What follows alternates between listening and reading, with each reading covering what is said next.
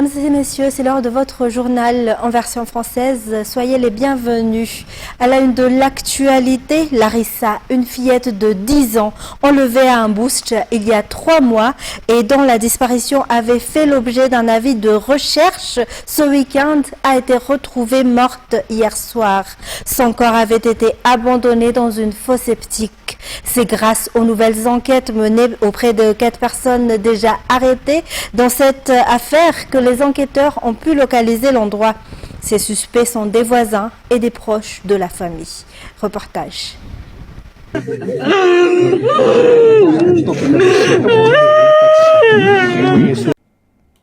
Les recherches de Larissa, une fillette de 10 ans, se sont terminées. Son corps sans vie a été abandonné dans cette fosse septique située à Fasmen, dans le district d'Ambuscht. Seul son tablier et le vêtement qu'elle portait ont permis d'identifier la petite fille.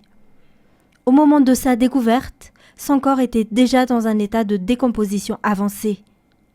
La petite Larissa a été tuée avec une extrême violence. Il y a 3 mois, précisément le 30 avril 2026, l'enfant avait été enlevé. Les ravisseurs avaient réclamé une somme de 30 millions d'ariars en échange de sa libération. La famille avait versé une partie de la rançon, mais les ravisseurs n'ont jamais rendu Larissa. Les ravisseurs n'ont donné aucune nouvelle. L'enquête s'est alors poursuivie et la gendarmerie nationale a repris l'affaire. Lors des nouveaux interrogatoires des suspects, des aveux ont été obtenus. Ils ont ensuite indiqué hier l'endroit où le corps de l'enfant avait été caché. Les personnes impliquées dans l'enlèvement et le meurtre de Larissa sont des amis et des voisins de la famille. Cette fillette qui avait vécu à Ambuscht aurait dû passer l'examen du CEPE au mois de juin dernier. Et un jeune candidat au baccalauréat a été enlevé hier matin à un Tirabé. Ses parents n'ont appris la situation que dans la soirée, après que ses camarades de classe ont constaté l'absence durant toute la journée d'examen et les ont alertés. Au moment de l'enquête menée par notre journaliste sur place, le candidat n'avait pas encore totalement retrouvé ses esprits. L'affaire est actuellement entre les mains des forces de l'ordre. Jameson Naranjanarman de Viva Tirabé. Un jeune candidat au baccalauréat inscrit au centre d'examen Saint-Martin à Tirabé a été enlevé hier matin. Ne le voyant pas rentrer à midi, ses parents ignoraient encore ce qui s'était passé. Ce sont ses camarades de classe qui, après avoir remarqué son absence durant toute la journée d'épreuve, se sont rendus à son domicile dans la soirée pour les informer. Des traces d'attaches ont été constatées sur ses mains. Sa mère a choisi de ne pas apparaître à l'image, raconte les circonstances de l'enlèvement. L'affaire est désormais prise en charge par les forces de l'ordre. La famille de ce candidat enlevé espère que les responsables seront rapidement identifiés et arrêtés. Toujours dans ce contexte, 6 personnes ont été confirmées décédées durant un mois dans tout Madagascar, selon les statistiques communiquées par la Task Force chargée des affaires de disparition de personnes. Au total, 200 plaintes ou signalements de disparition ont été enregistrés. Parmi ces cas, 175 personnes ont déjà été retrouvées et ont rejoint leur famille, tandis que 19 restent encore introuvables à ce jour. 11 personnes ont également placé en détention provisoire. Les détails.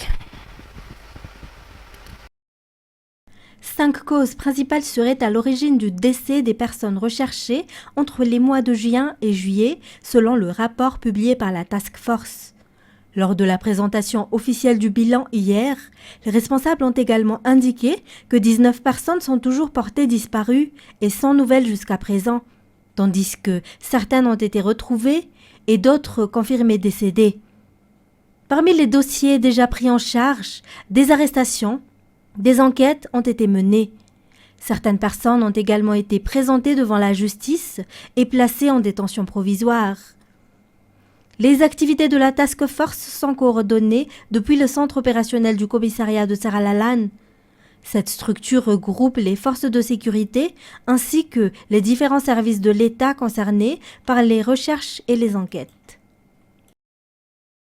Et du côté de Mazang, un individu soupçonné d'escroquerie en proposant à la vente une machine destinée à fabriquer de faux billets a été arrêté aujourd'hui par la gendarmerie nationale de Mazang.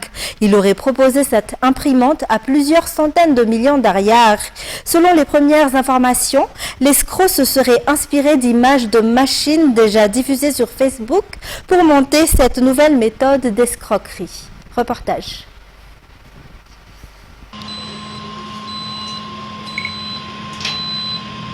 Il affirme qu'il suffit d'introduire une feuille blanche dans cette imprimante pour obtenir un billet de 20 000 ariars.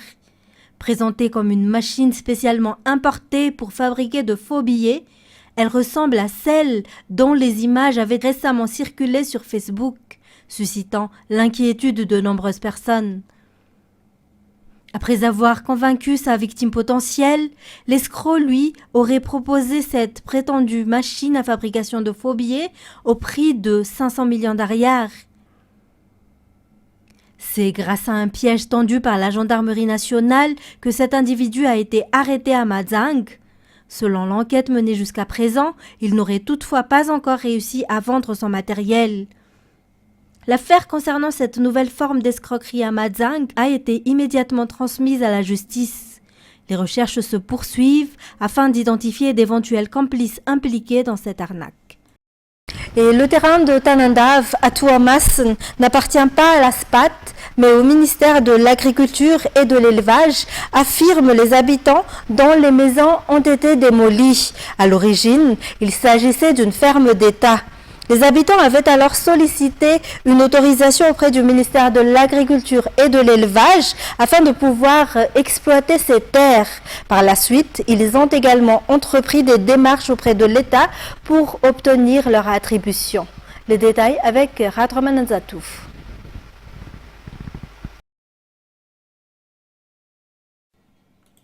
À l'origine, le site de Tanandav à Tuamas était une ferme d'État selon les habitants. Après l'arrêt des activités de cette ferme, les riverains ont demandé l'autorisation de poursuivre les activités agricoles et d'élevage sur ces terres. Ils ont obtenu une lettre d'approbation du ministère de tutelle de l'époque, le ministère de l'Agriculture et de l'Élevage. Dans le même temps, les habitants qui mettaient ces terres en valeur ont engagé les démarches nécessaires auprès de l'État pour en obtenir la propriété. Cependant, en 1998, lorsqu'ils se sont présentés au service des domaines, les responsables leur ont indiqué qu'ils ne pourraient déposer leur demande qu'après un délai de 20 ans. Pendant qu'ils attendaient l'expiration de ce délai imposé par l'administration foncière, le terrain aurait été enregistré au nom de la SPAT, selon les habitants dont les maisons ont été détruites. Depuis lors, les habitants affirment avoir multiplié les démarches pour obtenir justice auprès des différentes autorités compétentes. Toutefois, ils estiment avoir été systématiquement désavantagés devant les tribunaux tout au long de cette affaire. Les habitants ont également souligné que toutes les constructions réalisées sur le site avaient reçu l'autorisation de la commune de Tuamasna 2. Environ 500 ménages, soit plus de 5000 personnes, ont été expulsés de force à Tanandav, à Tuamas, depuis lundi 20 juillet, augmentant ainsi le nombre de sans-abri. Et dans le domaine de l'éducation, à 1 mois et demi de la rentrée scolaire, les parents commencent déjà à se procurer les fournitures nécessaires pour leurs enfants.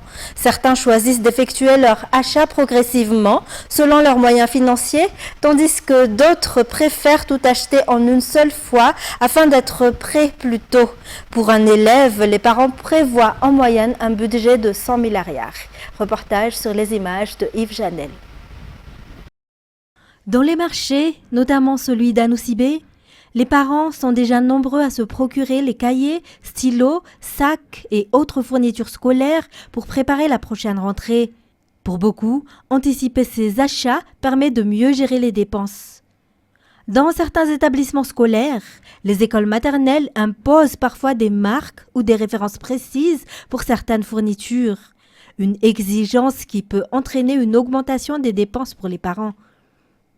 Ces derniers disposent encore d'environ 1 mois et demi pour compléter les fournitures nécessaires avant la rentrée. Mais à mesure que cette période approche, une augmentation de prix de certains articles reste possible, notamment pour les fournitures les plus demandées. Et à partir de 30 000 arrières, les parents peuvent déjà se procurer plusieurs types de fournitures scolaires dans ce marché d'Anous B. Selon les responsables, les prix des articles ont connu une baisse cette année par rapport à la précédente rentrée scolaire. Détails sur les images de Yves Chanel. Dans ce magasin, le prix de 10 cahiers de 100 pages petit format est proposé à environ 13 500 arrières. Les 5 cahiers de 200 pages petit format coûtent autour de 13 000 arrières. Pour les cahiers grand format, il faut compter 25 000 arrières pour 5 cahiers de 200 pages et environ 32 000 arrières pour 10 cahiers de 100 pages. Pour les crayons de couleur, les prix commencent à partir de 600 arrières à 5 000 arrières. Les responsables indiquent ainsi que les parents n'ont pas forcément besoin de prévoir un budget important pour commencer leur achat de fournitures scolaires. Face à la diversité des offres, les parents disposent de plusieurs choix pour équiper leurs enfants. Les commerçants, eux, misent sur des prix accessibles pour attirer davantage de clients avant la rentrée. Les cartables figurent également parmi les fournitures scolaires les plus recherchées en cette période de préparation de la rentrée. Les modèles à l'effigie des héros des dessins animés sont les plus appréciés par les enfants. Détails sur les images de Yves Chanel. Sur le marché, les cartables sont proposés à des prix allant de 20 000 à 45 000 arrières. Les modèles Spider-Man, Princesse et Pat' Patrouille comptent parmi les plus demandés cette année. Cette mère de famille est venue acheter un cartable pour son enfant qui fera son entrée en classe de 11e. Au-delà du prix, la solidité du cartable est également un critère essentiel pour les parents. Leur objectif est d'investir dans un modèle capable de résister à toute une année scolaire, tout en répondant aux goûts et aux envies de leurs enfants. Dans les actualités internationales, en marge d'une réunion des ministres des Affaires étrangères de l'ASEAN à Manille, les chefs de la diplomatie russe et américaine se sont entretenus pendant une trentaine de minutes, leur première rencontre depuis septembre 2025. France 24. Ministres des Affaires étrangères russes et américains, réunis autour d'une table, en marge du sommet de l'ASEAN à Manille. Après des mois de silence radio, ce face-à-face pourrait signer le retour des négociations pour mettre fin à la guerre en Ukraine. Les discussions ont eu lieu hors caméra, mais Moscou a fait savoir que Sergueï Lavrov a mis en garde son homologue contre une poursuite des livraisons d'armes à Kiev, jugée inadmissible. Le diplomate russe a néanmoins affirmé être ouvert à un règlement diplomatique du conflit. À la sortie de la rencontre, Marco Rubio martèle à nouveau la volonté de son pays de jouer les médiateurs. Je pense que les deux parties devraient avoir intérêt à mettre un terme à ce conflit. C'est là tout le défi. Trouver une issue acceptable pour les deux parties. Nous avons essayé et nous continuons d'essayer de voir si nous pouvons trouver un terrain d'entente. Une réouverture possible des canaux diplomatiques alors que Kiev multiplie ses frappes sur les infrastructures russes pour affaiblir l'économie de l'ennemi. Parallèlement, le pouvoir ukrainien, secoué par des débats internes sur sa stratégie militaire, se dit ouvert à une reprise des pourparlers de paix sous l'égide de Washington. Nous venons de nous entretenir avec les émissaires du président américain Steve Witkoff et Jared Kushner.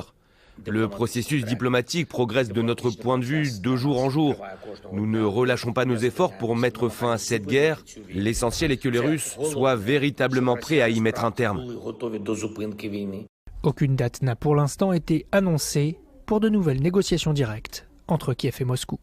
C'est une cyberattaque sans précédent de l'aveu même de l'OpenAI qui reconnaît qu'au cours de tests de sécurité, plusieurs de ces modèles d'intelligence artificielle ont réussi à contourner les garde-fous qui limitaient leur accès à Internet. Cherchant à évaluer leur capacité de piratage, l'entreprise a vu ces systèmes s'autonomiser et attaquer une plateforme très utilisée par les développeurs. France 24. C'est une cyberattaque sans précédent de l'aveu même d'OpenAI et elle implique des modèles d'intelligence artificielle dont l'entreprise évaluait les capacités de piratage, le tout avec un accès limité à Internet. Pendant qu'ils opéraient dans notre environnement de test isolé, nos modèles ont consacré une quantité importante de puissance de calcul à trouver un moyen d'obtenir un accès libre à Internet, dans le but de résoudre le problème d'évaluation. Et les IA sont parvenus à tricher, Une fois connectées à Internet, elles ont piraté la plateforme Hugging Face, qui héberge un vaste répertoire de logiciels et de données, en utilisant entre autres des identifiants volés. Nous sommes fermement convaincus qu'il n'y avait aucune intention malveillante de la part d'OpenAI. C'est assez hallucinant que tout cela se soit produit de manière autonome. Les deux sociétés ont annoncé enquêter conjointement sur cette cyberattaque qui relance les questions sur la sécurité en ligne à l'heure de l'IA, la crainte des experts en informatique que les modèles dernier cri s'introduisent dans des infrastructures critiques. C'est d'ailleurs pour cette raison qu'OpenAI avait dû retarder fin juin la mise à disposition de sa nouvelle version de ChatGPT sur demande du gouvernement américain. Peu avant, Washington avait également demandé à la société Anthropic de suspendre certains de ses services à cause d'inquiétudes sur la cybersécurité. Depuis une montgolfière en vol, un athlète autrichien a réalisé un saut spectaculaire en se jetant dans le vide avec son VTT. France 24. Il s'appelle Elias Schwarzler. C'est un gentil garçon, mais qui a du mal à rester en place. Il vient de sauter d'une montgolfière à 950 mètres d'altitude, assis sur son VTT. 2 petits saltos avant et le reste en parachute. L'exploit est de courte durée, mais cet Autrichien, cascadeur et créateur de contenu, y travaille depuis 2 ans. Il y a tellement de questions sans réponse. Comment monter sur la montgolfière? Est-ce qu'elle tiendra le coup? Comment le vélo vole-t-il? Comment atterrit-il? Voici la solution. Une fois le vélo hissé sur le ballon, il le rejoint pendant l'envol. Le moment le plus délicat est quand il se détache tout là-haut et se retrouve sans aucune sécurité. Voilà, je suis détaché et prêt.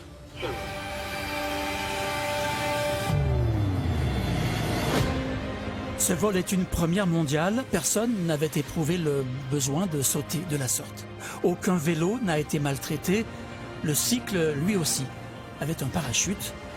Quant à Elias Schwarzler, il est fou de joie. Il paraît qu'il pourrait aussi, un jour, faire un tour à vélo, sans caméra, ni montgolfière. Et c'est la fin de cette édition. Mesdames et messieurs, merci de votre fidélité. Au revoir et passez une excellente soirée en compagnie de Viva.